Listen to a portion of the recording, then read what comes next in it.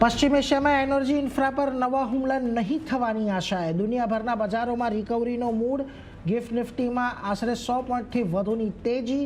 ડાઉ ફ્યુચર્સ મામૂલી ઉપર। ગઈકાલે યુએસના બજારોમાં પણ નીચલા સ્તરેથી આવ્યો હતો સુધારો। તો ઈરાન યુદ્ધમાં મોટી અપડેટ। ઇઝરાયલની ઈરાનના એનર્જી ઇન્ફ્રાસ્ટ્રક્ચર પર હુમલો ન કરવાની જાહેરાત।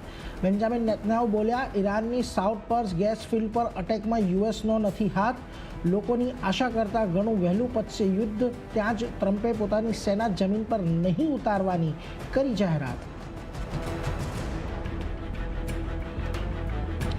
પશ્ચિમ એશિયાના એનર્જી ઇન્ફ્રાસ્ટ્રક્ચર પર નવા હુમલાની ચિંતા થોડી ઓછી થવાથી ક્રૂડમાં નરમાશ।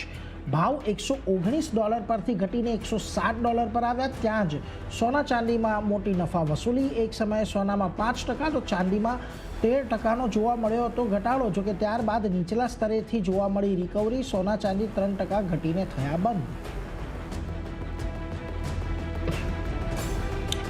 એલએનજી સંકટ વધવાની આશંકા। ઈરાનના હુમલાથી કતારના 70% એલએનજી એક્સપોર્ટ ક્ષમતાને નુકસાન।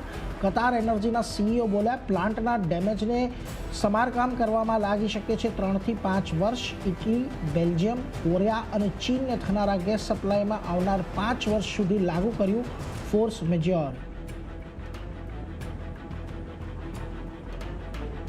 અને આજથી ખુલી રહ્યો છે કોલ ઇન્ડિયાની subsidiary Central Mine Planning and Design ઇન્સ્ટિટ્યૂટનો આઈપીઓ। કંપનીની ઇસ્યુ દ્વારા 1840 કરોડ રૂપિયા એકત્ર કરવાની યોજના। 163 થી 172 કરોડ રૂપિયા છે ઇસ્યુ પ્રાઇસ। સંપૂર્ણ રીતે ઓએફએસ છે ઇસ્યુ।